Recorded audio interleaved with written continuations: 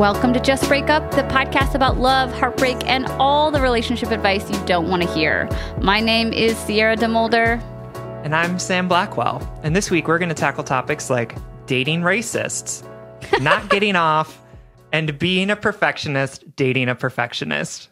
Wow. But yeah, it's going to be a great episode. But before we begin, we just want to give you our Surgeon General's warning, which is that we are not licensed therapists. Right. We are not licensed in any way to do this other than our own god dang free will.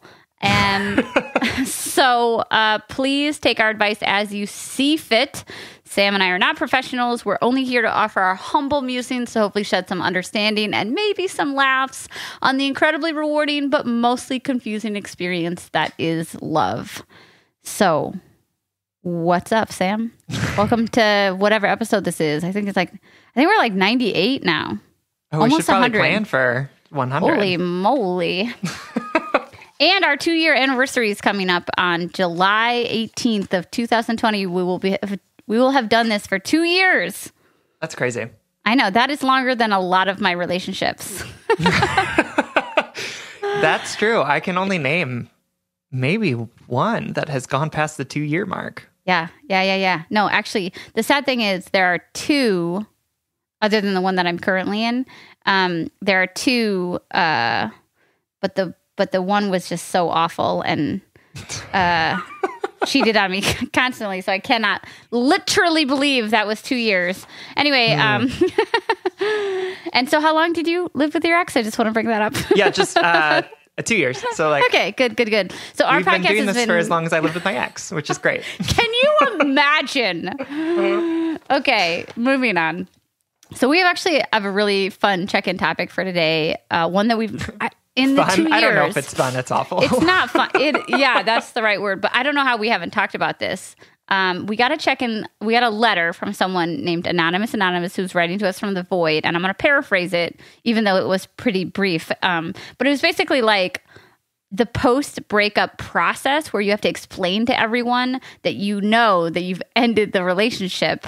The letter writer goes on to say that they ended this relationship and that like breakups are hard enough, but they are dreading these conversations, especially when it comes to close friends and families, and because they seemed like they were doing well. So it's not like oh yeah, I saw that coming. Right. But I mean, real talk, like all breakups are awful, and the weird communication guidelines around them, like how do we talk about it afterwards? It's hard, and I don't know if I've ever seen or heard anyone else talk about like what do you do after a breakup, and how do you tell? What is the etiquette? What's the social etiquette of like telling friends and family? Yeah, I mean, I think that there is no social etiquette, which is what makes it difficult. Is that like it's not something that we talk about of like, oh yeah, here's how we do it, but instead just like everyone's like fending for themselves and being like, I don't know. Right.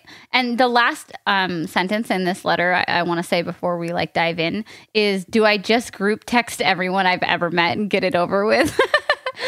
Which reminds me you of... can. I know. Yeah.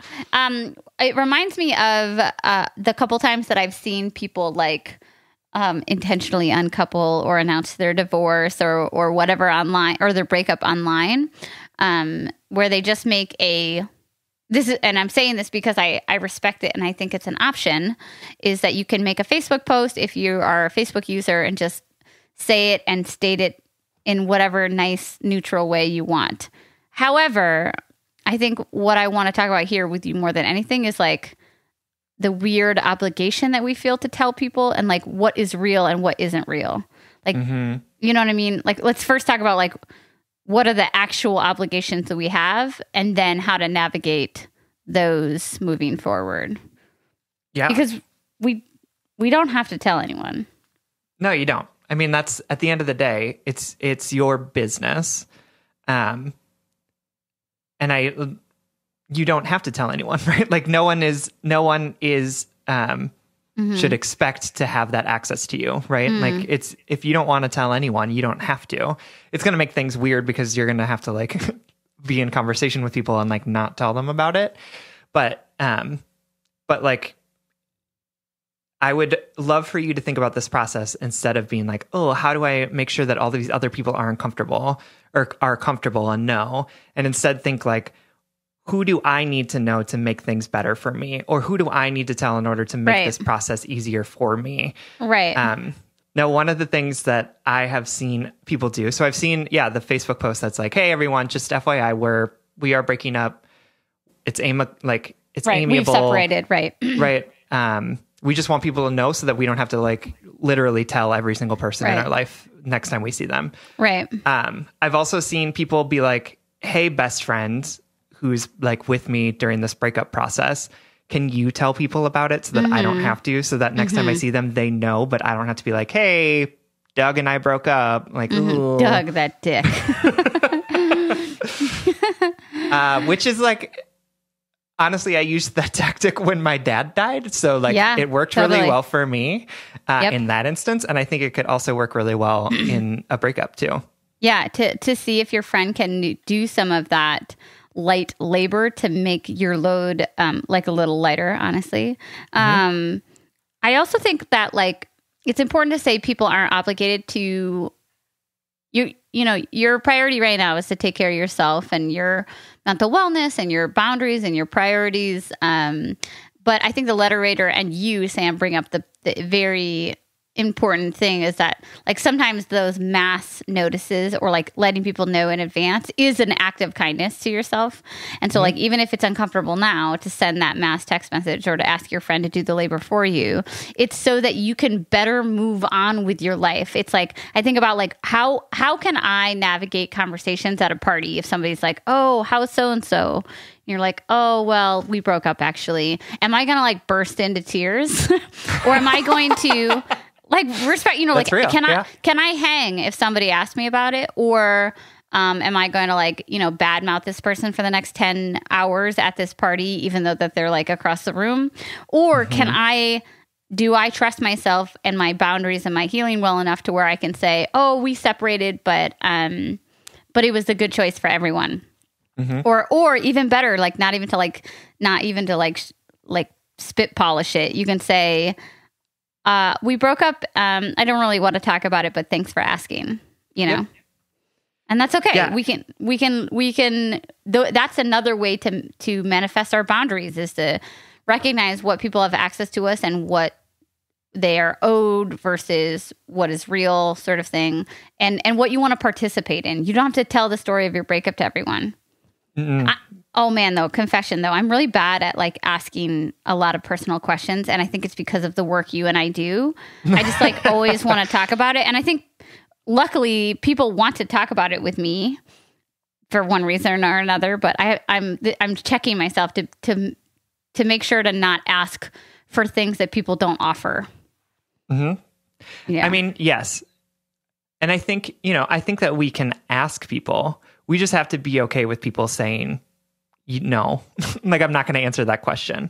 Right. Like I wish, which is not always the case. I mean, I wish that we had some of those rules around, like, you can ask a question, but you have to be okay with the answer being no, but we don't necessarily. No, we don't. Which is, I'm an asker, not an assumer. So like, it's really challenging for me when I come up against an assumer who's like, oh, if you ask me the question, I have to answer it. And I'm like, no, you could absolutely tell me no. Like, I'm okay with the no. An asker and an assumer. I think I'm an assumer, probably. I think you are too, which I think is probably the source of the few conflicts that we've had. The source of all of our conflicts. I don't know what you like. I don't know the parameters of that, but I'm just guessing because I feel lots of obligation that is unstated. You know what I mean? Not in our relationship, but in all relationships. Anyway, getting 100%. Back on topic. So how have you done this in the past? Like, how have you told people of your breakup? Mostly I've told like select friends and then sort of let them make the news more well known. I feel like I've been the type of person when someone's like, oh, how's Paul doing? And being like, oh, we broke up. and not inviting further conversation about it. Or like them saying like, what happened? And be like, oh, it was fine. It just happened. Right. Instead of trying to like, shutting it down. Yep. Just shutting it down. Which I think like has worked well for me. And I think about also when my dad died and having to like make that information known as well. And I think this is similar in breakups, is that like what I find the most frustrating about telling people is that then I immediately get people's sympathy, which I don't want. Right. Yeah, no, right? No, like, you do not like sympathy. No. Like I just don't like it doesn't help me in any way. Yeah. Like I love when people are like thinking of you, or like literally when we're having this conversation, it's Father's Day, right? Like this is a very hard day for me. And my friend Heather, who you've met, podcast people, if you subscribe to our Patreon, just sent me a text that said like, love you, thinking of you. And like, that is the kind of like love and sympathy that I love, is like, okay, I love that you are letting me know that you're there if I need you, but you're not being like, what can I do for you? Like, how are you feeling? Like that stuff doesn't work for me. This is really off topic. I'm sorry. But I was thinking like, one of the things that like when talking to people who had gone through similar grief was like, you get to control who you talk to about what, right? Like people are going to ask you questions and you are allowed to say like, you don't get, I'm not going to answer that. Yeah. And I think that it can be similar with breakups too, right? Like breakups are a form of grief, right? Totally. You've lost something that's really important to you, or you've lost a person, or you've lost a stability of a relationship. And so I think you can say like, you're in a grieving process and you don't know anyone, anything except to process your own grief so that you can begin to move forward. Right. Exactly. Do you feel like you don't use Facebook, but like, do you feel like a way about the Facebook post? I think it's great if that's what you want to do. I've seen people do it on Instagram. And actually, I appreciated it. Like, I know, right? I had some friends that were like, oh, wow, why did these people think that they're like Gwyneth Paltrow and Chris Martin? But I was like, breaking up is hard, though. And like telling people, like, it's easier for me now as a person who like knows that person but doesn't know them very well to know that like, oh, I shouldn't ask about so-and-so, this person, right? Like I should, oh, now I can file that information away so that next time I see one of you, I'm not like, hey, what's going on with John's new job? Like, right. It allows You're me really to be into a more names informed today. friend. Yeah, right. We've gotten Doug, Paul, John. Just like very one syllable boy names. Yeah, I agree. I think I appreciate them. I think when I see them, I do always think, do people feel obligated to do that? Which is sort of, I guess me just thinking about making sure people are setting up boundaries in this really tender time. To our letter writer or anyone answering, I don't think that there's any like right or wrong way, but I would urge people, and I think you'll agree with this, it's like, just take your time. Let your intuition guide you. What do you feel like? What do you have the bandwidth for right now? What do you have access to? What do you feel like saying?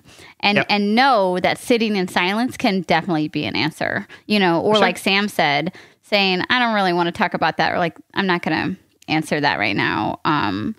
Not letting people know this thing happened. Like, don't feel like the big thing that you have to do right now is to tell all your people. The big thing you need to do right now is to process what's happening and make sure that you can grow or reestablish your boundaries or your habits or however you're going to treat yourself during this very vulnerable time.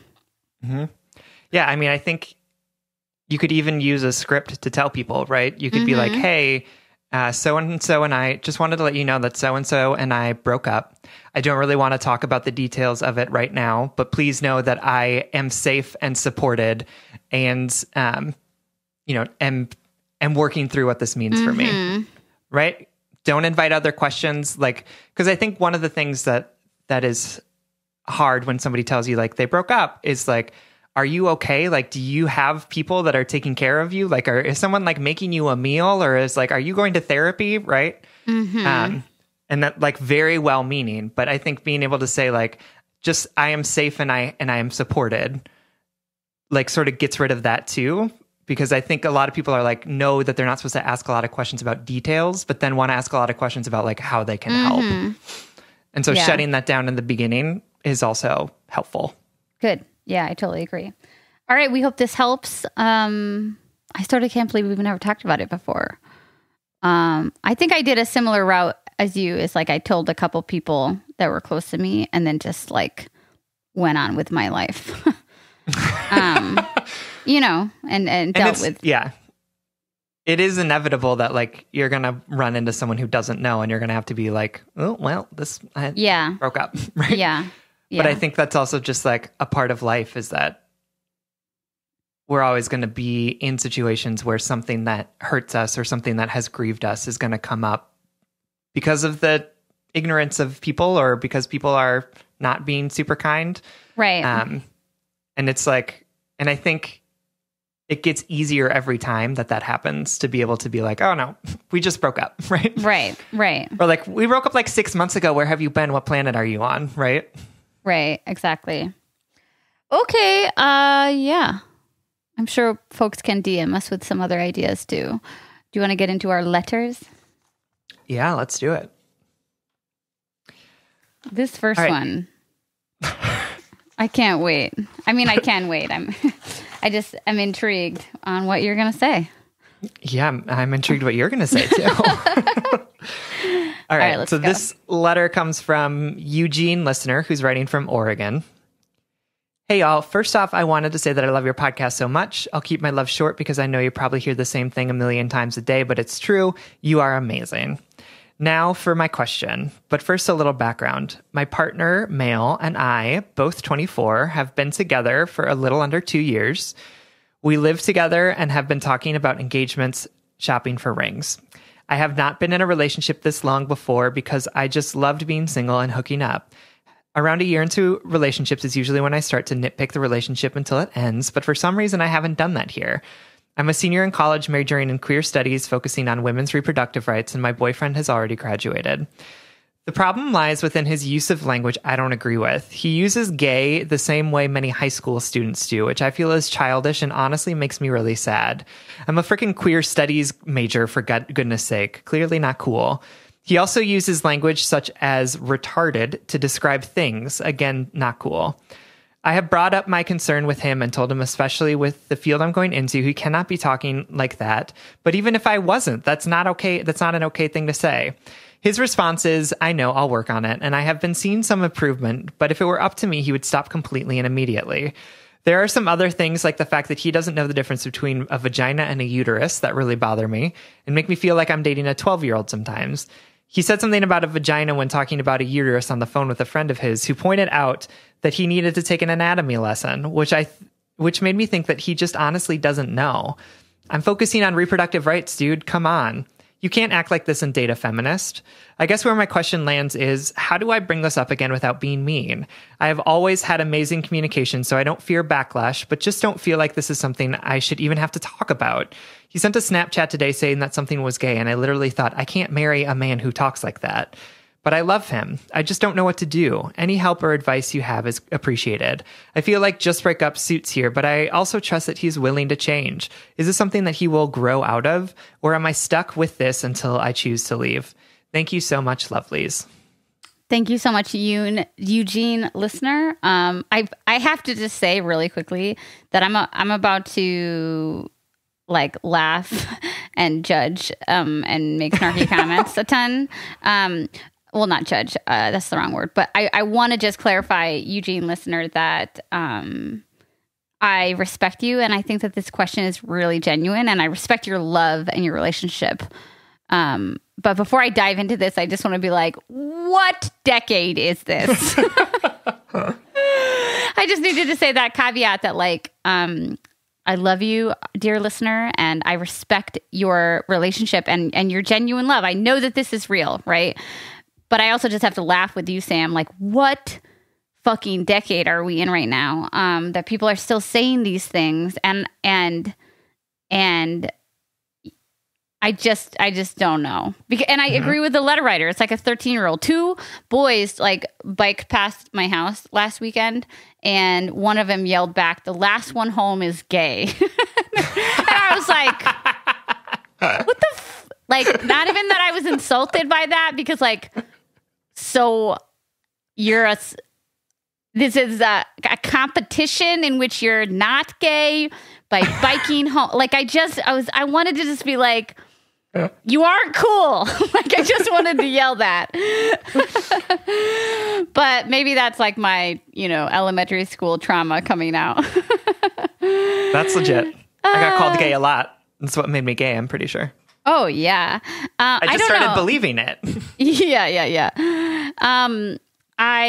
This is obviously like a straightforward topic for you and I. Like we don't use this language very intentionally, but I do think it's an interesting letter, because it's like, how do you navigate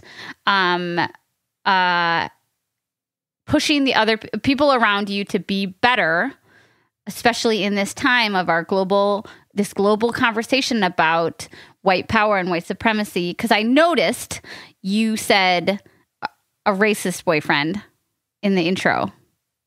I did, yeah, because I thought that we could tackle many topics in this, because racism, homophobia, ableism are all interconnected and intersectional.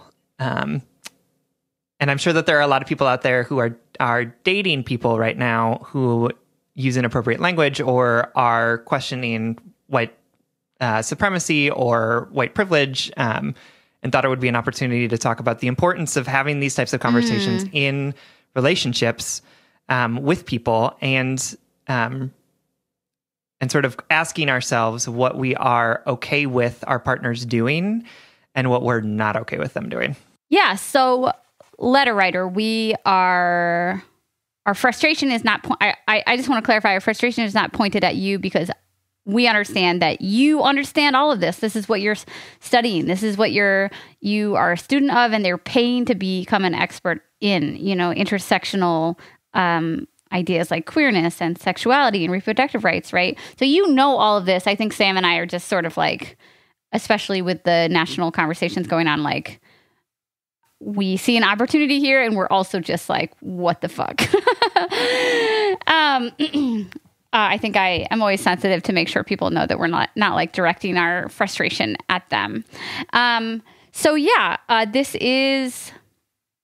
This is not, well, is this a just break up moment for you?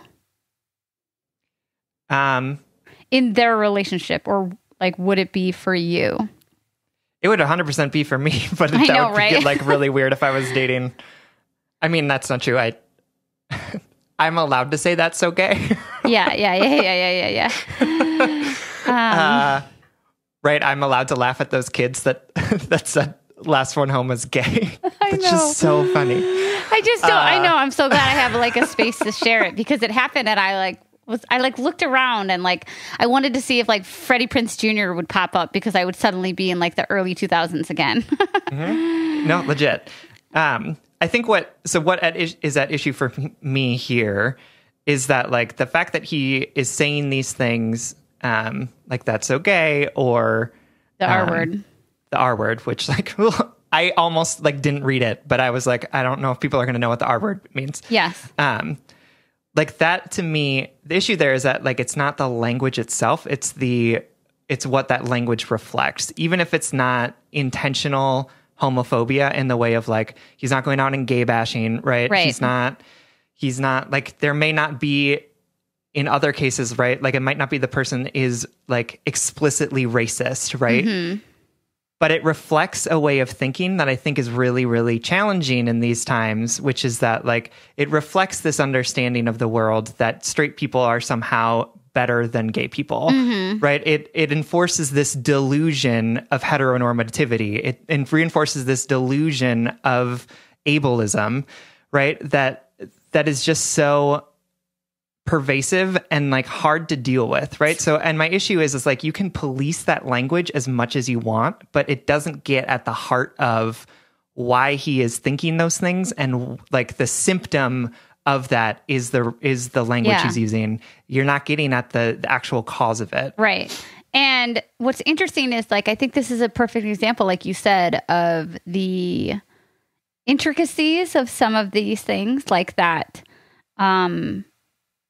You might not think that someone who uses homophobic or ableist language are those things, right? And because so much of that stuff is passive, to call an object the R word, it's like, it's very easy to see that that is a victimless statement, but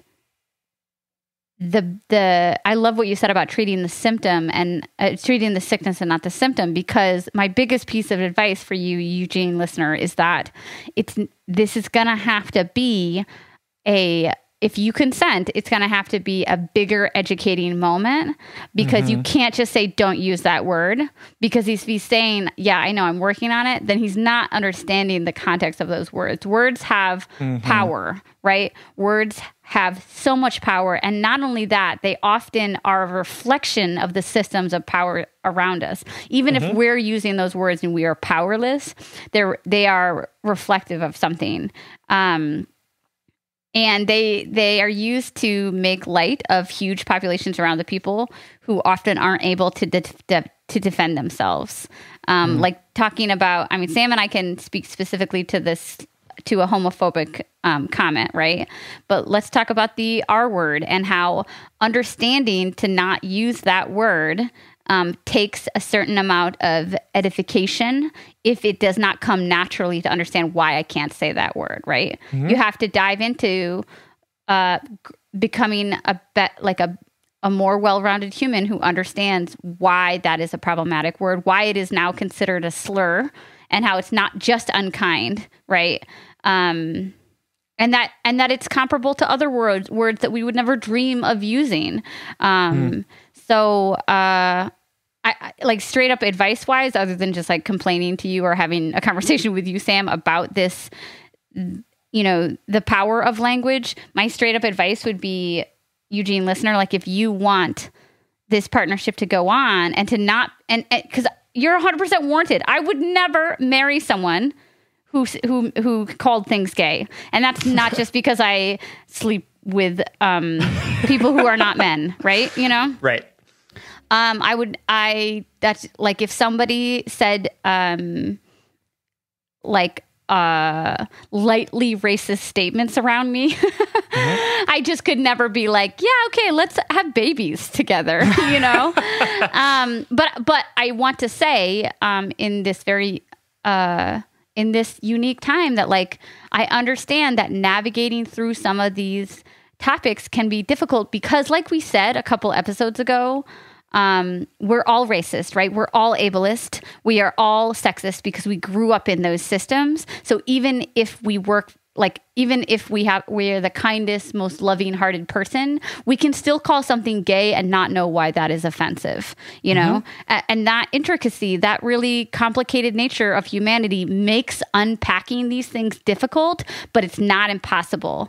And in my notes, I wrote, like, it's okay to not know. It's if there are folks out there who use the R word right now, and you're just learning that it's considered a slur, that's okay. It's okay to start, right? It's okay to be a beginner. It's okay to not know. It's okay to start somewhere, but you have to start. And to our letter writer, it's gonna have to be a bigger. You're going to have to say to him explicitly that that's offensive. It's problematic. It makes him wildly unattractive and, like, not a good person. He might be saying, like, oh, this movie was so gay because it was bad and had nothing to do with, like, homosexuality. But, like, what a fucking boner killer that is for me. Like, I just can't. And you get it, letter writer. You know this. You have to be able to. And it's not about being mean. It's about being authentic, right? It's about expressing your true feelings about this, because it's not gonna. It's not going to go away, like Sam said, if you just treat the symptom. That's right. And I think having those conversations about the actual sickness is going to be more important than just policing the symptom, right? So having the conversation about, like, when you use gay in a derogatory term, It means that you are, or in a derogatory way, it means that you think that straight people are inherently better than gay people. Right? Is that a reality that you are comfortable saying out loud? Like, is that really what you want to be thinking? Because that is homophobia. Like, that is the definition of homophobia. Yeah. Right? So, like, it's not just enough to stop saying that. It has to be, how are we recognizing and dismantling this understanding that we were all raised in, right? That so many of us were brought in, that straight is the norm and gay people are the aberration, right? Gay people just all want to be like straight people. Gay people are not as good as straight people because straight people are the norm, and the norm is the best. So, like, how do you have that conversation to, like, lead him through the way that the way that he uses those words is, like, reflecting a bigger thinking, and say, like, do you want to be homophobic? Because if you do, like, you're doing a great job. But, like, if you want to not be homophobic, you need to, like, stop saying those things and start being more intentional about thinking about the types of things that you're saying and why you're saying them. Yeah, and having standards for that, because like, just as well as we do, that these things are manifestations of something bigger and that they're wildly unattractive to you and problematic. Like, it's okay for you to have standards for your partners. Like, it's okay for you to educate your partner because just because I am, excuse me, hesitant to ask folks to do this type of labor in all situations, but in this partnership, like, you are in a partnership, like, you guys are putting in work to be together, to meet each other where we're at, and it doesn't sound like he is capable of meeting you where you're at, where you want him to be with the current tools that he has. So what tools can you share with him that make it clear not only why what he's saying is inappropriate, but why you will not tolerate it? Sure. But I also think, like, I do want to call us out because I like know so many people who are like, my deal breaker is, like, that they're not less than 6 feet tall, but, like, their deal breaker isn't that their partner's not a racist. And like, I just think that we collectively need to be demanding more of our partners and saying, like, it's not okay for me to just sweep this under the rug because I like you so much, right? Like, the fact that somebody is casually racist or intentionally racist, the fact that they are casually homophobic or casually ableist is, like, should be something that renders someone so unattractive that we don't want to be with them anymore, 100%. Right? And I think that I think that it's a symptom of a larger sort of issue in our society, which is that we don't call out racism, homophobia, ableism, transphobia when we see it. We're just sort of like, oh, well, that's just the way that person is. Or like, oh, we're still working on that. Right. Which is like, we've had a lot of time to work, people. Like, all I've been thinking about is the commentary that I've seen from some of my Black friends or from the Black leaders that I follow online that are basically like, all you have been telling us to do is be patient. Like, how much waiting can we do to have like justice, you know? And right.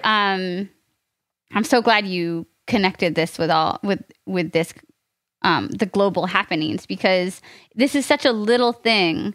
Do you know how like hurtful and actually like elitist it is to imply that someone who is like either neurologically atypical or somebody who with a disability is less than or could be equated to like a video game that you think is dumb, you know, or like something that is broken, or like I never understood like the gay thing. I just never understood why that was like used as a descriptor at all. For sure. It's like the weirdest form of like dick measuring that like young boys do, you know? No, not just young boys. All folks do it, you know? Yeah. And I know that like we spent some time laughing at those stupid kids who were riding their bikes. But like, I'm in a place now where I can laugh at it, right? Exactly. Like I'm in a place now where I think I pity them for like having this idea that is so narrow, right? That like, it's sad that they're in that position where they can't they don't have a worldview that like encompasses all of the amazing diversity that exists in it. Right. But I will tell you that like as a queer kid in high school listening to people call things gay, like it was incredibly hurtful. Like it was just constantly demoralizing to have all of these boys who I was already afraid of because they picked me up and put me in trash cans and like all of this shit. Then also like hear them constantly calling things gay, or friends of mine, right, who would use that word and be like, oh, okay, I see whose side you're on, right? I see that you value these people who are using this word against me more than you value me. Right. And like just operating in such in a world where that is happening is just painful, right? Right. So like we're laughing about it because now I think it's hilarious, but it is also horrible. It's also really painful. Like I'm laughing from a point of pain, right? And so just to be clear, like if you want to play this for him, like if you want to play me talking about what it feels like to have someone use that word as like calling a video game gay and how hurtful that is for me, like do it, because I don't know how else to explain to people that like that word, the F word, like those are derogatory, painful words to hear over and over again. And I just don't know how else to say, like, it hurts. Like, it just hurts to hear stuff like that. And I think, again, connecting it to our conversation about like racism, like where we were taught in our indoctrination, in our education, that like racism looks like burning crosses and slavery, when in reality, racism has so many iterations that it's so deeply entrenched in our society. Similarly, you know, we're taught that homophobia is hate crimes and like not letting gay people marry it. But homophobia is also so deeply entrenched in our society that people use language in such a flippant, easy way, in like a way that is like, oh, let me toss this around because it is so meaningless, right? So because it is so hurtless or victimless, right? Not knowing that you don't have to call, for example, Sam, my dear best friend and co-host, like you don't have to call Sam the F word and beat him up after a fucking, like in the alley to be homophobic. Instead, you can say that Sam is the same thing as this thing that you think sucks, right? It's just the sliding scale. We think these isms or these phobias happen on grand scales, but they happen in the smallest moments, right? For sure. There are 1,000 small moments together, you know, woven together into microaggressions or macroaggressions or hate crimes or whatever. Legislation, right? Anyway, I know that we are most likely preaching to the choir, and I know that Eugene Listener, our letter writer, knows all of these things. I want to give you just a couple approaches to how to have this conversation with your partner, since we've talked about why it's important and our thoughts on it. But I do want to give you some takeaways, because now is the time, friends and head and heart workers. Like, now is the time to be better. Period. We're not just working for change; we are changing, right? And that change is going to manifest everywhere. I'm gonna start with like a superficial thing that it's not superficial at all, but like something that I saw online that I thought was petty, hysterical, and so accurate. Somebody, and honestly, y'all, it was like 2 weeks ago, so I don't remember where or who said this, but like somebody was like, my homegirl who is white, I caught her singing along to a rap song and saying the N-word. And I called her out on it, and she was like, oh, it was an accident or whatever, you know? And so somebody responded and said, the next time you're together, videotape her doing it and see if she thinks it's an accident then. And if it is, see if she'll let you post it. So what I will glean from that, Eugene, listener, is maybe you can say to your partner, like, would you ever say this in front of somebody who was gay or who was differently abled? And if he's like, no, I wouldn't. I'm just talking about this video game. Well, you can be like, well, you shouldn't say it in the first place in front of me, right? Like, you shouldn't say it at all. It doesn't have to do. It's about what's in your heart, not what's in front of you. Or just like record him and threaten to put it online and let the internet take care of it. Just kidding.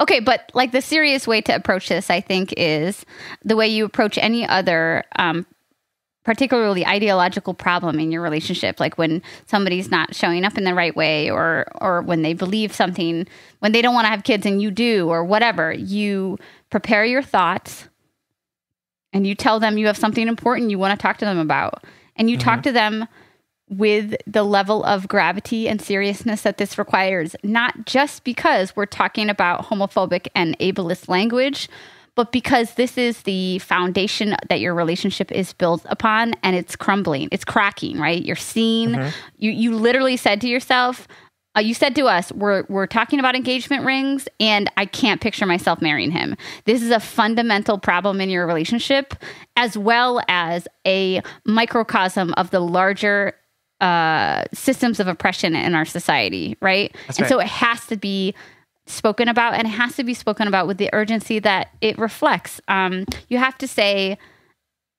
this is important to me, and this is important to me that these values are important to you, so that we can move forward as a partnership, like in a more, responsible way.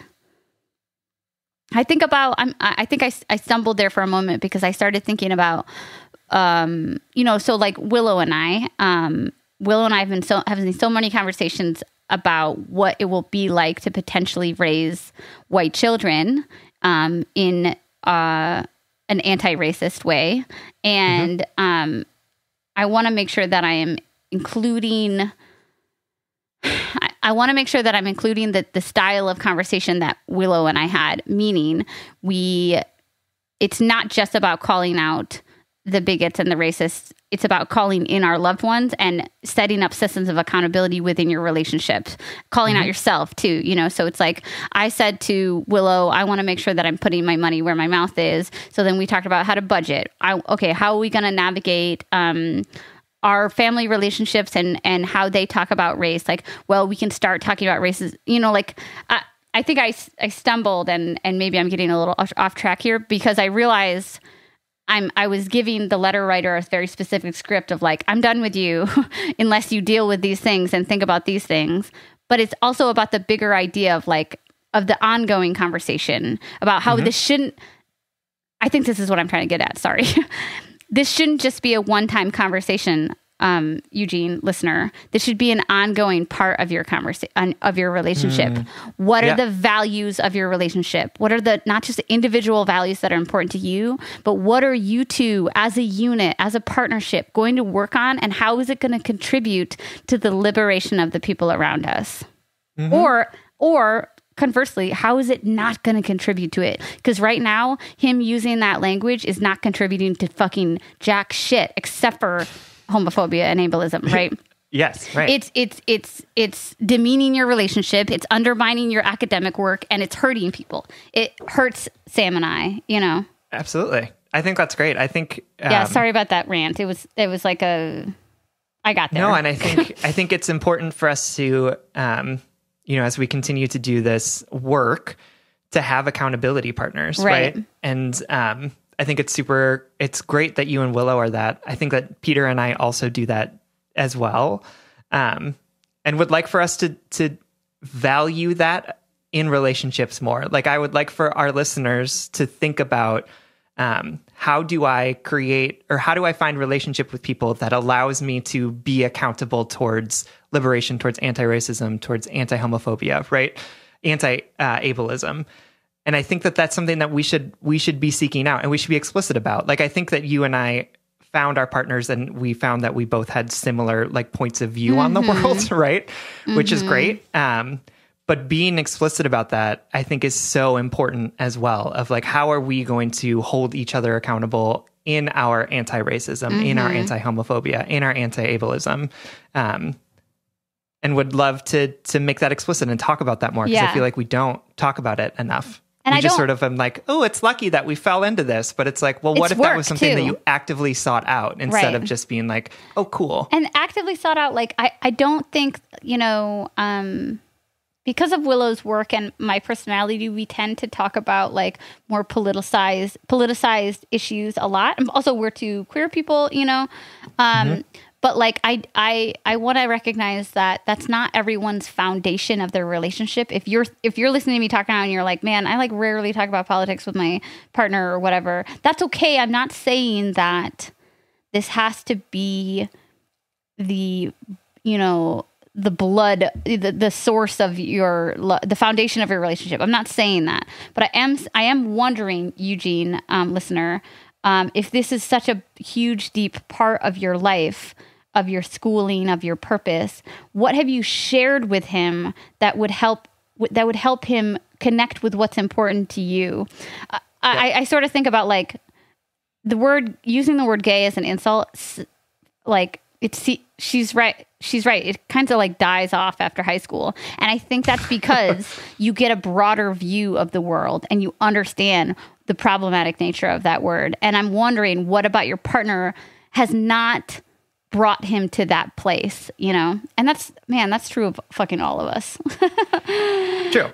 But it's also, I will say, like, it's a point of privilege to not have to talk about race in your relationship. Totally. It's a point of privilege to not have to talk about homophobia or ableism in your relationship. And so I think, that's a good point. I think that like you don't, like, politics writ large might not be your favorite thing in the world, but like it is important to be having these conversations with our partners. And I would say that it is a requirement of us right now and in the future to have these types of conversations with our partners, because not having them just means that we are supporting the system that is homophobic, that is ableist, that is racist, right? Not because that's the default, right? Unless we are actively working against it, we are supporting those systems.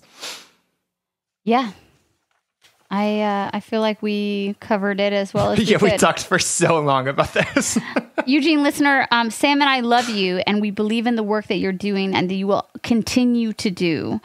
This is a continual process, showing up for ourselves and the things that we believe in. This can be a very empowering conversation for you, and we want you to know that you can say enough, because it is fucking enough. Time's Absolutely. up. Yeah. Yep. Okay, well, we love you and we wish you luck. Thank you so much for writing, Eugene. This episode is brought to you by HelloFresh, America's #1 meal kit. HelloFresh offers fresh, high-quality ingredients every week for a super flavorful experience. Over 90% of their ingredients are sourced directly from growers to ensure the freshest recipes delivered right to your door. Honestly, I've had such a good experience with HelloFresh. Absolutely. HelloFresh cuts out stressful meal planning and grocery store trips so you can enjoy cooking and get dinner on the table in just about 30 minutes or even 20 minutes with their quick recipe options. Ooh, girl. Yeah, and I've been using HelloFresh during this quarantine, which has been really helpful because, first of all, the meals are delicious, but also it means that I don't have to go to the grocery store as often, which really puts me and Peter at ease. And just the other night, I made this amazing like firecracker meatball, which was these like delicious Asian-inspired meatballs with this like amazing sauce drizzled on top. And they were just like amazing. And I love that HelloFresh is so convenient and it also tastes delicious. Yeah. Also, that sounds like the song by Katy Perry. Yeah. Also, the packaging HelloFresh uses to ship your food is almost entirely made from recyclable or already recycled content, so we love that sustainability. You can go to HelloFresh.com/JustBreakUp60 and use the code JustBreakUp60 to get $60 off your first 3 weeks, including free shipping on your first box. Additional restrictions apply.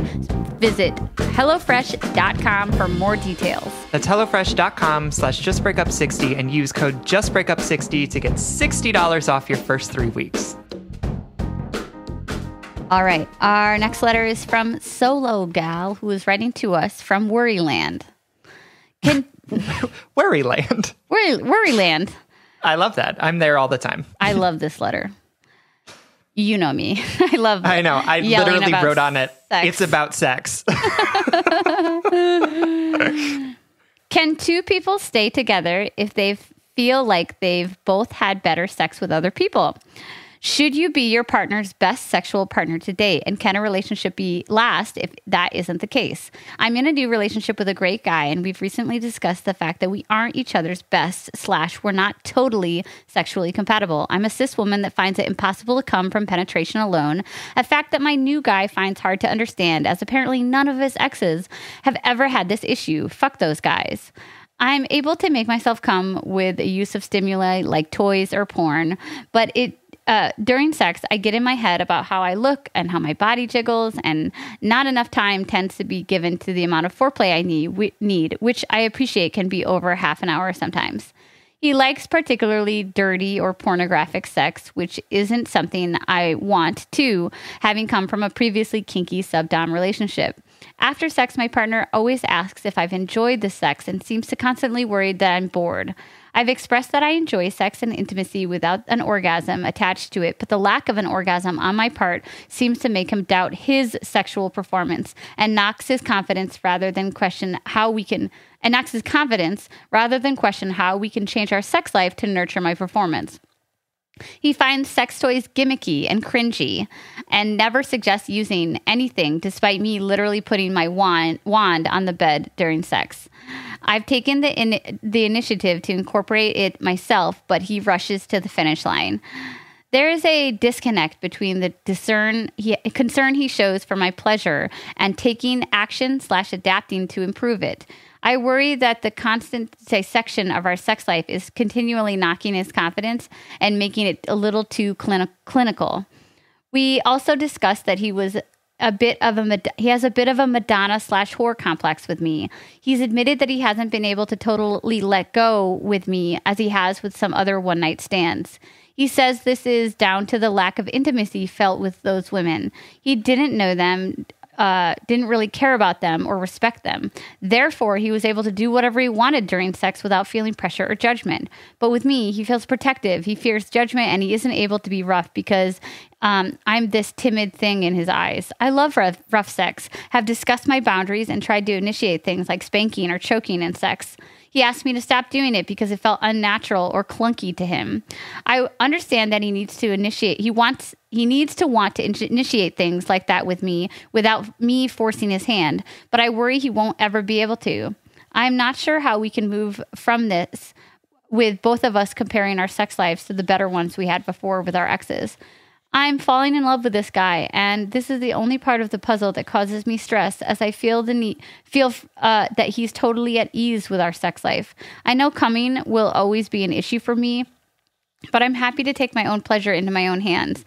Him not holding back will, in turn, give me more confidence and ease. I'm the tallest and biggest girl he's ever dated.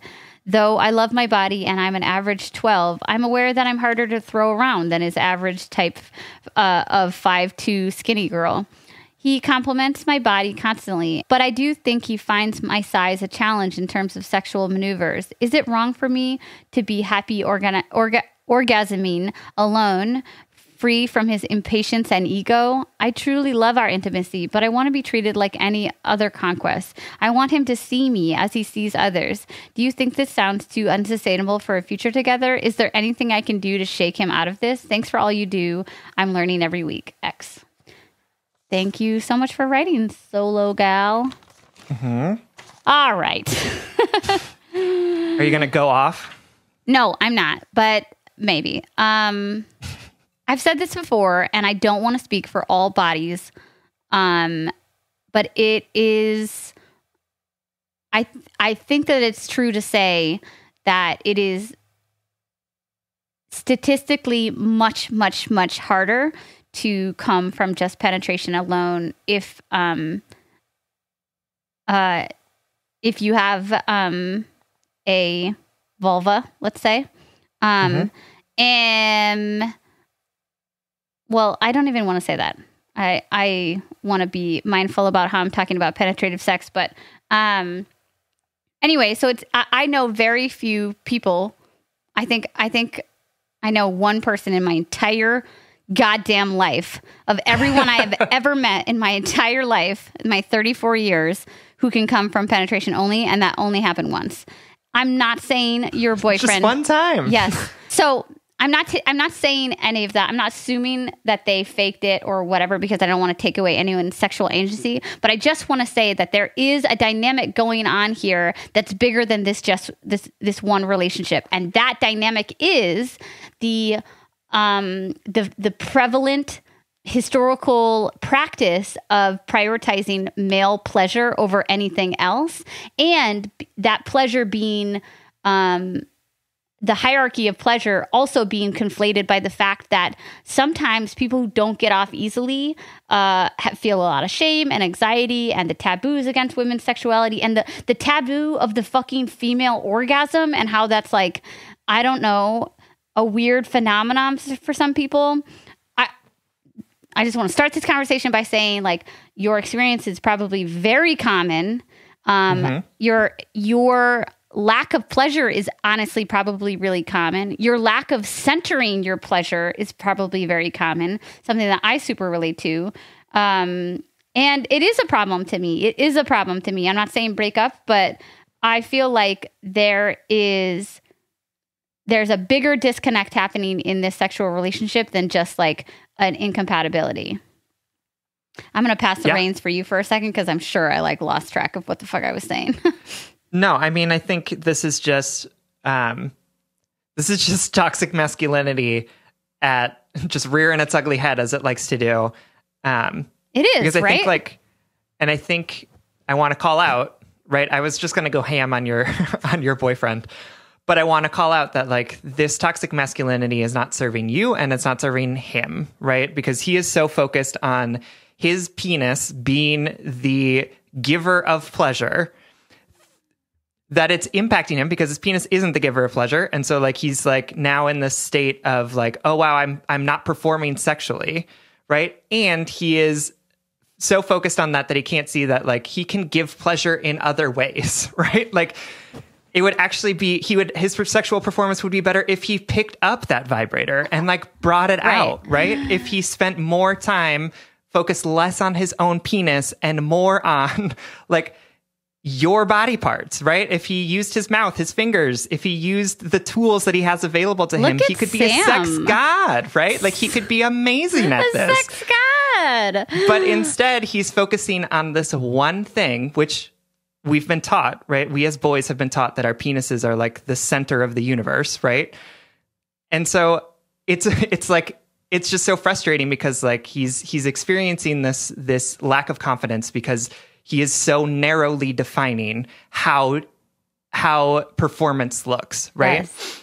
And I don't know if you can unlearn that in a way that you haven't already talked to him about, right? Like, I don't know how much more you can say to him to say, like, this isn't working for me. Here are some tools that have worked for me in the past, and I don't care about how sad you are that your penis doesn't make me orgasm, right? Like, Yeah. I want to say too, I love you said it like that too, because it's like, if you think your penis is solely responsible for pleasure, you're going to disappoint a lot of people. You're going to disappoint yourself over and over and over again, because like, that's just not the way that the world works. Yeah. Solo gal, I want to say too, that I spent my entire sexual life up until probably, I don't know, 4 years ago or something, thinking that something was wrong with me and my body because the ways I could and couldn't get off. But there is nothing wrong with your body, and there's no right or wrong way to get off. There just isn't. Mm-mm. What we see in porn is a manifestation of the sex industry that has been cultivated since film has been a thing. You know what I mean? Mm-hmm. But even look at the porn industry and how wildly diverse it is. I know it has no true scope of that, right? You know, there's no true scope of how diverse people's sex life is, but at least it paints a broad stroke, right? But so it sounds like you know that there's nothing wrong with your body, and that I like that you say, like, I will take my pleasure into my own hands. But why deny yourself a partnership or like a sex life that is pleasure inclusive for you? Why settle is what I want to ask you. Because we settle constantly. We put other people's needs before us. We put other people's pleasure before us. But you deserve a partner who is invested in your pleasure beyond the idea of it, beyond the manifestation of what he understands to be how you should be pleasured, right? And let me tell you, like a fulfilling sex life, if you want it, if that's something that you want in a relationship, it only deepens intimacy, right? When you feel like you can communicate in that way beyond the verbal or the non-physical. For sure. You said, Sam, that you feel like he doesn't, that he's beyond learning. I disagree, but I want to hear you. Go ahead. No, I think I just might be coming at this in a moment of... Which is fine. I think I feel like I'm at my threshold of empathy for people. Yeah, we're in a mood today. We're definitely this is a mood episode. Well, because it's also like I just get so frustrated with this idea of like, oh, sex is better when you don't care about the other person, because it's like sex is not a weapon to use against people who you don't know, right? Like when you are having sex with someone and suddenly you can't have sex with them because you care about them too much, means that your relationship with sex is problematic, right? It means that you think that sex is a conquest. You think it is taking something from someone.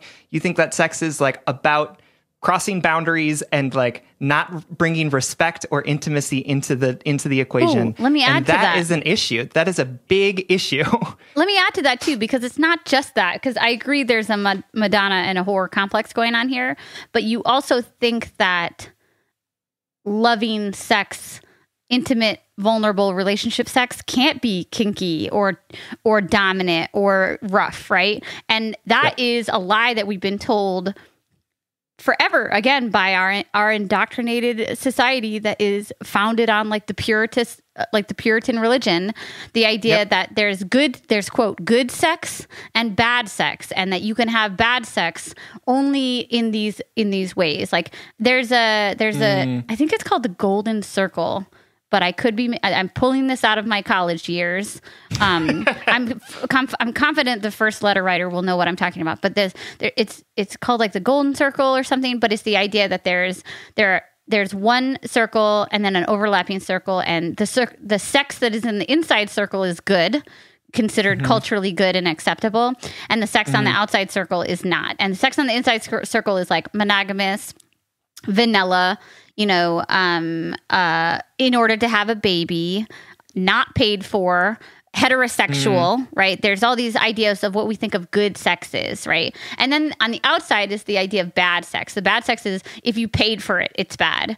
If it's with a stranger, or if it's with multiple people at once, if it's polyamorous, if it's kinky, if it's not for procreation, if it's queer, if it's any of those things on the outside of the thing, we think of it as culturally wrong. And this is obviously manifesting in your boyfriend, Solo Gal, because he cannot have you in both circles at once, because he sees it as one world or another. But for sure. And I know very little about your relationship outside of this, so I'm not trying to say like dump this guy because you deserve better. But I will say the statement, you deserve better than what you're getting, because you are a multifaceted human. You are a sexual being. You are a woman who deserves to be loved and touched and given pleasure in a way that feels like you and your body and your pleasure is appreciated, and in a way that lets you be your multifaceted,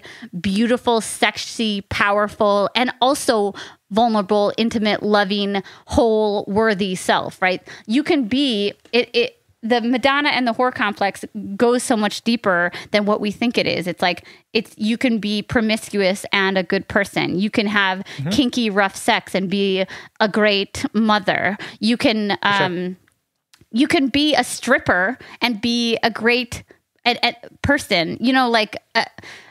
We have such weird understandings of sexuality and how it denotes our worthiness. Yeah, that's why this letter goes way beyond just sure. using the vibrator. Yes, and I do want to clarify that, like, I'm not opposed to people having sex with strangers. Like, if that is the thing that you like to do, that's fantastic. I think what I pulled out of this letter was that he only really liked to have sex with people when he didn't care about them or respect them, right? And that's different than having sex with strangers. That is speaking to this like toxic masculine idea that that women are objects, and the sex is better when the women are just objects rather than when they are whole people who are complicated, who are size 12 and tall, and who really want to be kinky, but you're not able to do it because you don't want to treat them like an object, even if they're asking you to, right? Like, there's just, I think I'm just like really over toxic masculinity right now. I know. and I think, like Sierra said, right? This toxically masculine man has the ability to move forward, has the ability to be better. And I will support you, solo gal, if you want to spend the time to bring him along in that journey, but recognize that it's going to be emotional labor on your part. Recognize that is so often the role of women to help teach men to not be toxically masculine, right? Like, and I think, but I, as a person, am over toxic masculinity just in general, right? Like, and I'm trying not to conflate this person that you are dating and that you love and that you really want to be with, and this system that we have. But it's really hard for me right now, so I'm just going to call myself out on that and say, like, sorry that I went off. I'm sure that he's a lovely person in other aspects. But all these things, I feel like Solo Gal is leaning towards, where she's feeling the frustration of like, I'm asking for what I want. I'm giving you permission. And for some reason you can't meet me here, you know? Yeah. In which case, then he can't meet you there, and then you need to take a step back, right? That's why I'm not saying just break up, my love. But I am saying, like, this is bigger than just you asking for what you want. Because, like Sam says, you've done that already. This is some like really big internalized unpacking going on, and do you want to be the one that pushes him to that? Maybe you do. If so, also, like, you're right, though. It's just so fucking problematic. I want to say something before we move on to the next letter. Solo Gal, I, in one of my relationships that was a heterosexual partnership, I felt as though my partner, although I loved him very much, like, didn't want to... We had very penis-focused sex. And at a point in our relationship, I was like, this is becoming a problem to me, because I feel like you don't even, like, want to, like, look at my body, or, like, you don't want it, you're not even acknowledging it. And it came down to a fact that he was, like, less experienced than I was and felt intimidated, right? But I realized at one point or another, I could give him directions. I could tell him what I wanted, even and he was responsive to that. Like, he wanted me to do that, but I couldn't unpack his insecurities for him. I could give him directions. I could give him requests. I could call him out on things. I could tell him, like, you know, just like you can, Solo Gal, you can say, like, you can fuck me like this, right? And still respect me, or, you know, but you're not the one who's going to be able to unpack what makes him uncomfortable. And right now it sounds like the complexities of human sexualities and you being in your sexual power is making him feel really vulnerable. I just want you to remember that it's not on you to make him feel better for that vulnerability. It's on him to unpack it. Cool? Absolutely. All right, Solo Gal, we love you so much, and we want you to get that orgasm. You deserve That's it. Right. And, like, give yourself that orgasm. He doesn't need to be around for it if he's not going to do the things to make it done. Well, and that's what she said. She's like, I'm fine doing it myself, but, like, why settle, girl? You deserve both, right? You deserve orgasms by yourself, and you deserve orgasms with your partner if you choose to want that. That's right. All right, friends. Thank you so much for writing, Solo Gal. We love you. This episode is also brought to you by some of our amazing patrons. We want to give a shout out and thank you to Shannon French, Hannah Cohen of Dayton, Ohio, Amanda Gorniak from Easton, Pennsylvania, Karina from Fort Worth, Texas, and thank you so much to Ashley Davenport from Lawrenceville, Georgia. If you are interested in getting a shout out on one of our episodes, please support us on patreon.com/justbreakuppod. If you support us at $10 a month or more, we will shout you out just like our friends here. Thank you so much. All right. Our final letter comes from Anonymous Perfectionist, who is writing from Denver. Hey, Sam and Sierra. My boyfriend, 30-year-old straight male, and I, 25-year-old straight female, have been together for about a year and a half. We met not long after I moved to Colorado, and we're friends who started casually hooking up and then who started dating and now are moving in together. We have fun and make each other laugh, and he challenges me in a lot of the ways that I really appreciate. In general, we want the same big things out of life, and both are just trying to have a good time and make the most of it all. To tell you more about him, he grew up very athletic, good at pretty much every sport he tried. He makes friends easily with anyone and everyone and is well liked. He's also super hot in my personal opinion, which is a nice bonus. He was and still is, but more responsibly now, a risk taker. He has seen and done it all. When he decides to do something, he does it 100%. For example, he decided he wanted to start mountain biking years ago, so he bought a bike. He immediately began pushing himself as hard as he could to get better, and he started racing. He's, not surprisingly, really fucking good at it. He literally knows everything about bikes and will talk your ears off for days about gear if you let him. It's something I love about him. However, it gets to be pretty overwhelming at times. He is very particular about how he likes most things done. He works in the trades and is all about doing things efficiently and correctly. When I say doing things correctly, I mean everything from setting up a tent to doing the dishes to organizing a closet. This often manifests itself as him correcting or offering alternatives to people whenever they are doing something, quote, wrong. He never really means it in a negative way. He just legitimately wants to help people do things more efficiently. However, living with that constantly has started to make me feel like I'm inadequate. I've told him that before, but then I just contradict myself. There are times when I do want him to help me get better at something, like when we are skiing or doing an activity together. But I also sometimes just want to figure out shit on my own. I am 100% capable of Googling how to change my road bike tire and then doing it myself, for example. I don't necessarily care if I'm not doing something in the most efficient way yet. To me, that is part of learning something new, and I personally get so much satisfaction out of fixing something or learning how to do something myself. At the same time, I realize that it is not him that makes me feel inadequate, but rather me already having that feeling and him bringing it out of me. So that brings me to me. As I mentioned, I'm 25 years old and I'm 5 years younger than him. This is the only ever apparent to me when it comes to the individual growth that we have done. I feel like he is past dealing with those big personal hurdles of your 20s, while I am currently deep in the trenches of them. I am a recovering perfectionist who lived most of my teens and first year or two of my 20s feeling generally lost in life. I was not confident, did not think I was beautiful or talented, and was just generally a negative person. This isn't who I was deep down, though, and I knew that. Over time, I've continued to work on myself and my confidence has grown. I surrounded myself with people that inspire me. I consciously become a more positive person and started doing what I wanted rather than just being a dreamer. This started out small, like going on hikes alone in places I'd never been to. I worked at a summer camp because I had always wanted to, became an AmeriCorps volunteer, and I packed up my life and moved away from my family back to Colorado because this is the place that feels like home to me. I started camping out at trailheads and climbing 14ers, which are peaks at 1,400 feet or higher, which is great for me because I had no idea what that was, so thank you for clarifying.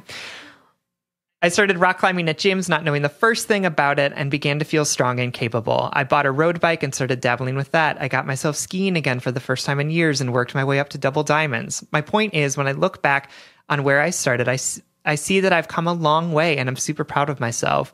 I now have the confidence to try new things that I've always wanted to and have so many plans and goals for the future. But then I met my boyfriend. At first, I loved being challenged by him. He's the best skier I know, the best biker I know, and he used to be super into rock climbing and has done some crazy shit that I can only begin to dream to be physically capable of doing one day. I admire that about him, but the perfectionist in me has started rearing her head and telling me I'm not good enough for him. Anything I've done that I'm proud of, he's done that and more. I've noticed that I just let him take the lead on pretty much everything because I know he's better than me. I start to undersell myself and assume that I'm going to fail at something because he does with ease. I've started to feel threatened by other badass women who I perceive as being better than me because I feel like on some level my boyfriend would rather be with a girl that challenges him. I know that this is an opportunity for growth. I know that other people's successes and capabilities don't negate my own. But right now I am struggling so much with being the person I want to be while all this shit is swirling around in my head. On top of that, my perfectionist brain causes me to beat myself up for not being able to work through it. It's exhausting. At my best, I am someone who is excited by life. I am interested and inspired by others, not threatened. But lately I'm having a really hard time getting past these toxic thoughts and being the person I know I am.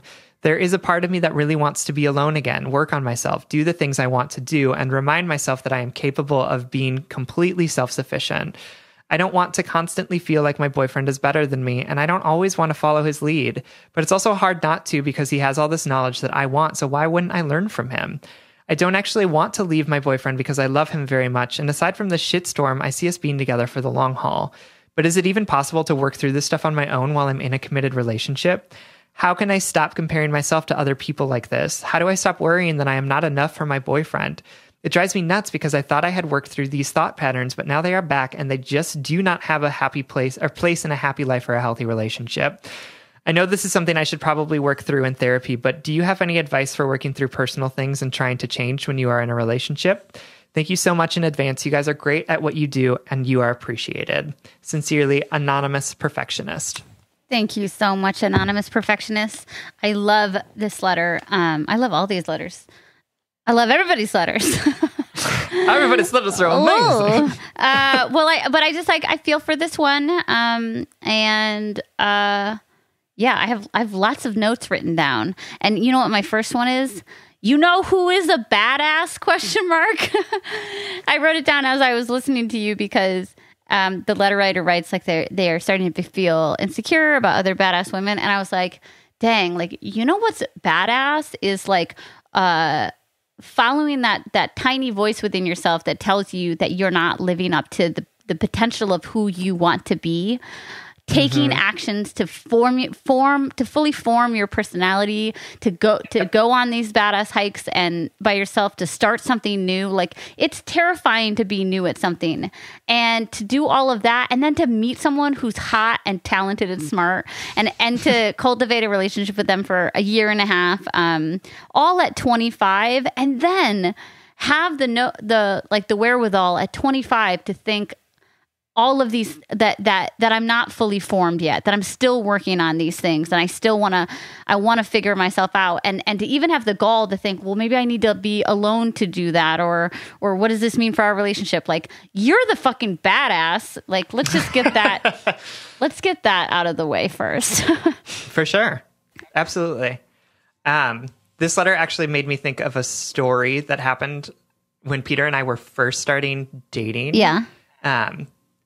Where we went with a few friends and we went canoeing down a river, and it was like I was in the boat, right? And I was with Peter, and then our friends were in a different canoe, and we were like going together. But like in my head, I was like, okay, well, we have to be like, we have to keep up or be like faster than them. And so I was like wearing myself down, trying to like go faster, and I was looking at Peter, who was like up in the front, like not paddling hard enough. Yeah. And I was like so frustrated, and I was like, why isn't he doing this? And then I had this moment of realization that I was like, for Peter, this isn't about being the fastest. This isn't a competition, right? Like, Peter is here to enjoy the scenery. Like, Peter is here to enjoy the time outside. He's like enjoying being in this canoe with you. He's enjoying having this time with friends. It's not about like who's the best and who is the most perfect.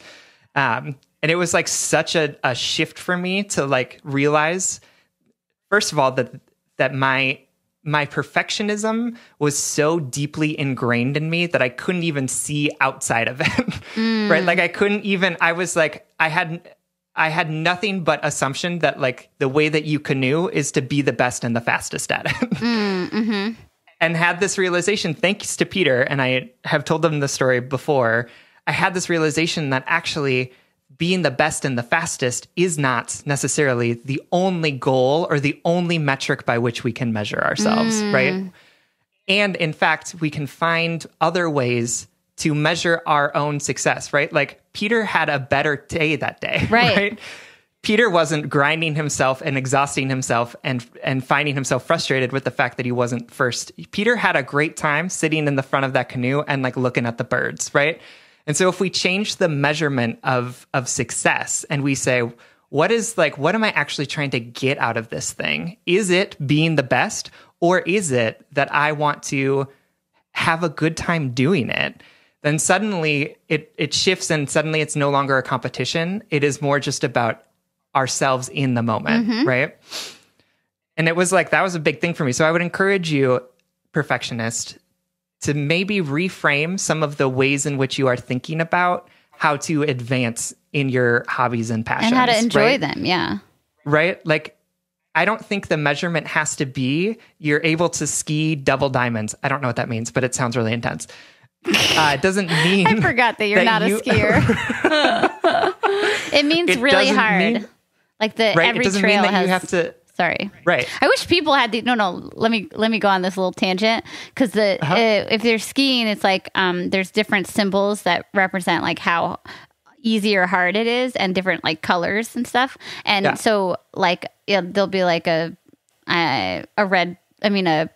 blue square or something. I don't remember what the other ones are.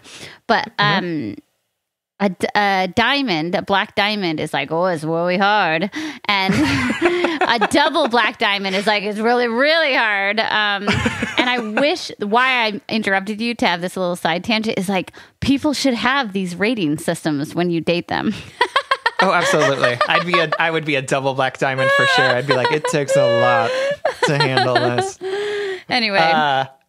No, but like, how can you reframe this to say it's not about being the one that can hike the 14-footer or whatever it's called, right? It's not the one that can like make themselves the most uncomfortable, but instead being like, what is bringing me passion? And like my mark of success is whether or not I had a good time doing this, whether or not I had fun, whether or not I learned something that I think is going to be helpful for me.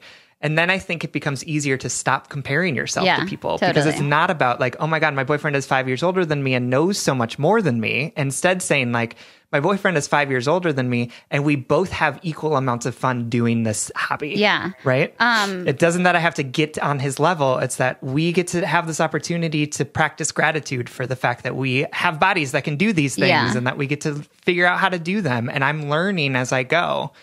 I love that you brought up the canoeing example and about how like you're reframing things, not in terms of like how well you can do them or the success or winning or whatever. But instead joy, I think about like how another thing that perfectionists can work on is unpacking our ingrained understandings of things. Like you might relate to this, like that the way we move out around the world is not inherently compared to the way other people move around the world. But we think, when we're insecure or when we have perfectionist problems or whatever, we think that there's an ongoing comparison happening. When often we do that to ourselves. We are the comparer. We are the violence enactor because comparison is an act of violence against yourself. A blind date that I shouted out months ago was Lisa Oliveira's therapy Instagram, Lisa Oliveira Therapy, all one word.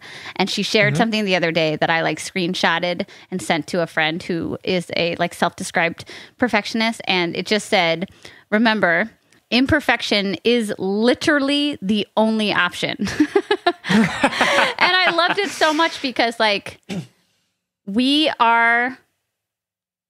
we're not just setting ourselves up for failure if we expect perfection from ourselves. We are literally abusing ourselves, right? That we are pigeonholing ourselves so hard if we expect anything but imperfection at all times. We can work really hard to be our best selves every day, but we're still going to work at it. And to a perfectionist's point about being with your partner, like getting the space for that. I want to talk about two things. I want to talk about, one, how you can grow alongside someone or not. And two, I want to talk about the partner, because I want to get to the boyfriend at some point about his me too. his language choices or whatever. Yeah, there's some perfectionism. Yeah, there's some stuff perfectionism. There. Yeah. But so perfectionist, you write in your letter, I don't want to leave my boyfriend, period. But I'm worried about this and this and this and this, and I'm wondering if I can do all these growing things. You absolutely can grow alongside someone in relationship with them, but you cannot do that if you do not accept the fact that it will be imperfect. And I think this anxiety that's manifesting in you right now is, oh my God, not only will I seem imperfect to my partner, like not only is that like a terrifying thing, but my relationship will inherently be imperfect if I am not a whole, perfect, developed self while in it. But again, that is not an option. Two perfect people being together at the perfect time in the perfect way is literally not on the test. Like it is not a choice, right? It's impossible. So I just want to like relieve you of the pressure to meet that, because I too used to think that I was a broken person that needed certain conditions to become not broken, right? Mm-hmm. Yep. And one of those conditions was that I didn't have the ability to hurt anyone, right? A huge source of my anxiety was like, I recognized that I was hurting, that I had some brokenness in myself that I wanted to heal, but I thought I couldn't do that or with someone or around someone or next to someone because I was going to hurt them. But then I started to understand a deeper part of my healing was understanding that I will inherently hurt people because that's human, because we are imperfect beings, and that there is no level of perfection or healedness that I could get to that would make me more worthy than I am right now.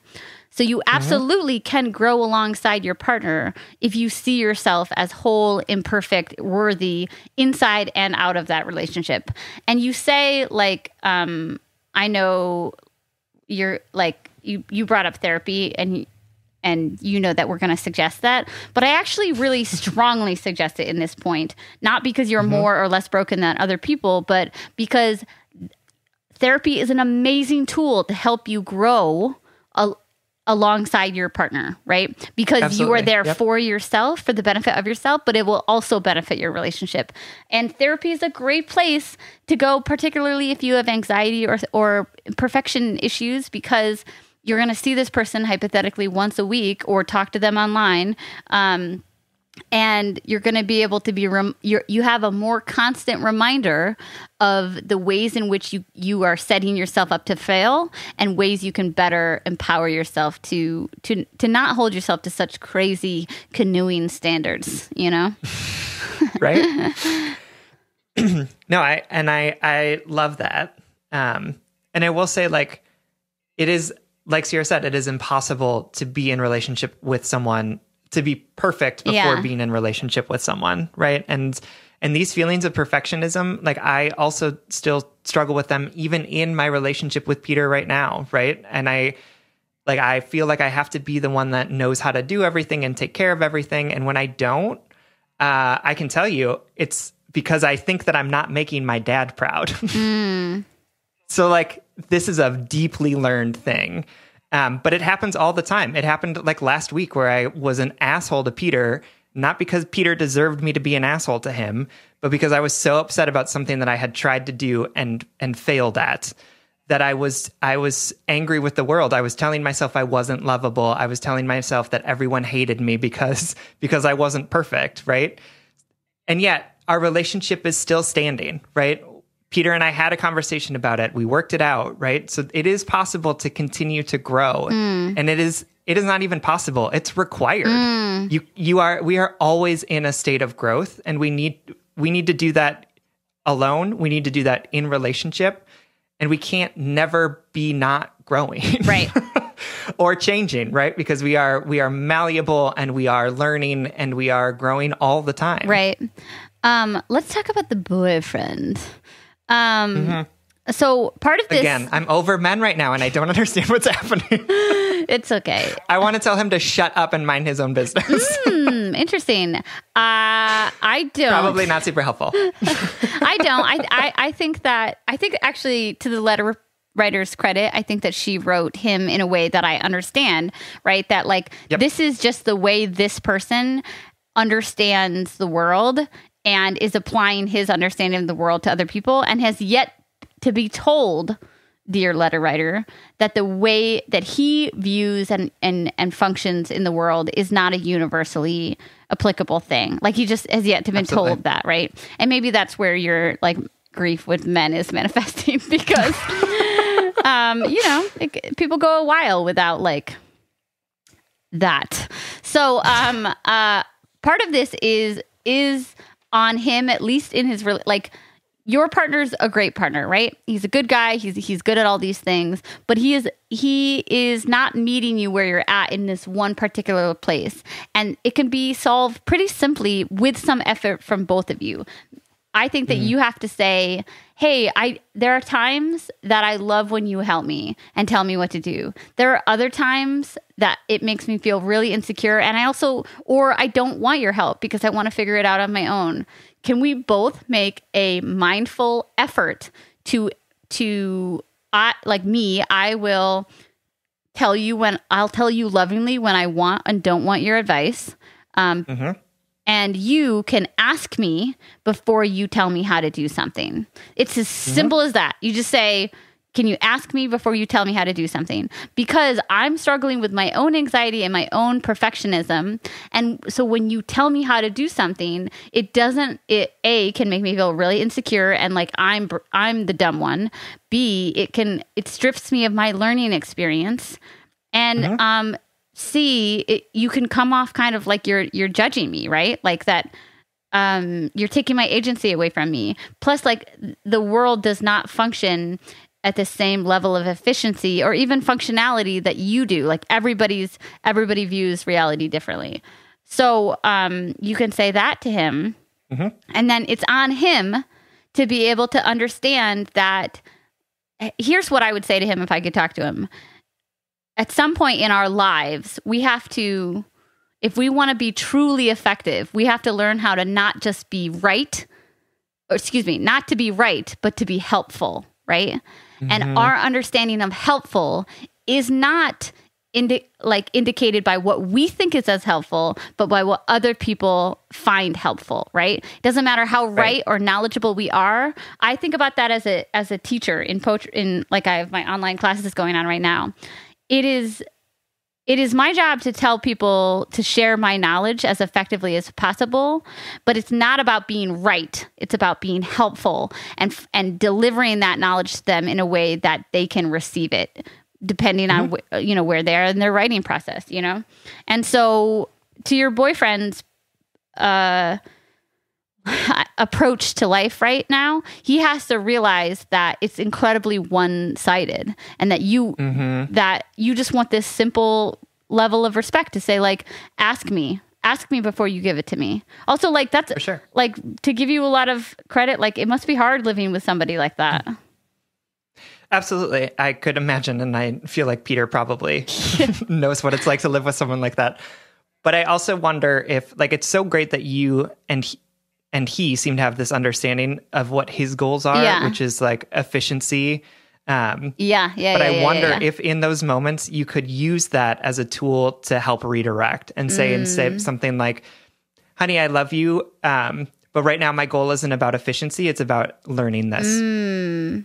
Or my goal is not about efficiency right now. It's about trying this new thing and seeing and like learning it for myself, or just giving it a try. Like, my goal right now is not to be the fastest. My goal right now is to just have fun. And actually use that language to help him reframe in his head that sometimes the goal isn't always efficiency. Right. Which is like, I get it. Like, I think that is a great worldview to have, right? Like, that's for sure a worldview that my dad taught me, was like, how do you do the thing the most efficiently and do it in the right way? But it has been world opening for me to realize that efficiency and the right way aren't always the things that we should be pursuing, and that there's a lot of joy and beauty in things outside of efficiency and quote unquote right way to do things. And there's also like no right way to do things, everyone. There's no right way to do it. Right. Like legit, there's not. There are ways to do it that may increase efficiency, but efficiency is not always the goal, right? So there's no right way to do things. And this is another reason why perfectionist, why I'm like stressing therapy, although we always suggest it. It's because you are single-handedly trying to unpack your brain's entire understanding of the universe, right? Like, I think about that, folks. Like when you're trying to when you're working on head and heart work, you are hypothetically single-handedly trying to rewire a lifetime's worth of wiring. And all of us need and could benefit from the assistance of just not just a professional, but like somebody who is trained in being able to help us unwire these things, right? And I suggest it to you, perfectionist, because the way that your brain approaches things is so ever present, right? Like we cannot disconnect from our brains. We cannot disconnect from a lot of our, dad, you, Sam, cannot not think about the things your dad taught you, right? So you turn to your therapist and your loved ones and yourself and resources to help you stay on track for your goals of unpacking some of that stuff, So absolutely. I would definitely suggest therapy because it also gives you tools, perfectionists, to use for the rest of your life and in this relationship, And one more thing to that point, I've said this before, but all of you are whole even as you become, right? You are a whole person right now, even as you are figuring out what the shape of your next couple of years will be. You are whole even as you realize that the way things are right now in your heart or your life aren't good enough. It's not that we work to become. We are whole as we become always, right? Mm-hmm. So I just want to say that because like it sounds like you feel like a sense of undoneness or that you're unfinished and your boyfriend is finished, right? That's not real. That's something that our anxiety is telling us to make us feel small and inadequate. Everybody's becoming, everybody's figuring out as they go, even if they are expert bikers who understand everything about gears, we're all still figuring it out. Absolutely. All right. So we hope that helps. And I encourage you to have some open, vulnerable conversations with your boyfriend. And we love you. We love you. Thank you so much for writing. All right, that brings us to the blind date segment of our episode. This is when we try and set you up with something that we think that you're really going to like. This week, our blind date is... Okay, so I've been meaning to talk about this for a long time, and it's perfectly timed with a lot of the conversations that we're having on the podcast and globally about being an anti-racist. And this is a graphic novel trilogy by Congressman John Lewis, co-written by Andrew Aydin and Nate Powell, or one of them is the illustrators. And it's called March, and there's 3 books. And if anybody knows, this is like U.S. government history, but it talks about Congressman John Lewis, who is a living legend right now, who it talks about his experience in the fight for equality and justice for the past, what is it going to be, 60 years now or 70 years from the civil rights movement. And he, through the graphic novel, he talks about his experience as a young boy, learning about growing up in like the segregated South, and talks about schools slowly being desegregated, the rise of MLK. And what's really amazing is that he talks about his participation and the formation of these nonviolent groups who at that time, they were called nonviolent not because they didn't break the law or anything, but because a lot of their protests involved sit-ins in which they were violently beaten by, white people who didn't want them breaking laws, right? Anyway, I'm trying to summarize like the entirety of the civil rights movement in John Lewis's life in 5 seconds, but I just can't tell you like how, because compelling this book is. It's a series of 3 graphic novels, beautifully illustrated, but it's so amazing to hear a firsthand account of what it was like to organize, what it was like not only to live as a Black man in the 50s and 60s and 70s, but what it was like to organize, and the minds and the minds behind the movement, the catalysts behind it, etc. And I particularly wanted to suggest it not just for our listeners, but for our listeners' children. This book doesn't pull any punches. You will read racial slurs in it and violence, because that's what happened, right? That's what this looked like. That's what they were up against. But the reading level is, I don't know the grade level, but depending on the maturity of your child, they could read it as early as maybe 10 or 11, definitely 12 or 13. And when we talk about doing anti-racist work, we talk about what's important for us folks who, like myself, who are planning to have children one day, it's not enough to teach diversity and love. We have to teach the history and the reason why we're fighting for all of this, and the history and current presence of socio and economic injustices. And so this is a great tool, because it's a graphic novel that comes with beautiful illustrations, for families who want to work on educating themselves on this movement that is honestly still happening today. So it's called March, and the primary author is John Lewis. Great. Love it. It's so fucking good. And if you haven't read it, I'll lend it to you guys. We have it. Oh, good. I'm glad. I've read it. Yep. It's so good. Okay, continue.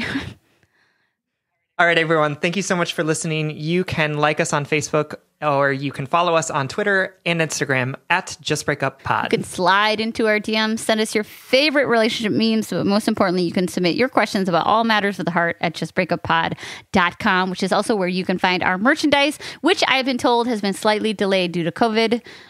So just if you have an order waiting out there, just know that they're on a delayed timeline, but hopefully everybody is staying safe and healthy as they get you your Just Break Up merchandise. Please leave us a 5-star rating and review, and consider supporting us on Patreon. If you support us on Patreon for as little as $5 a month, you get an additional bonus weekly episode. That's patreon.com/justbreakuppod. This literally helps us keep the mics on, and it helps us reach more broken-hearted souls who need 2 random strangers giving them relationship advice. Original music, recording, editing, producing, and all badass things by our good friend Big Cats. Make sure to check out his podcast, the What If Podcast.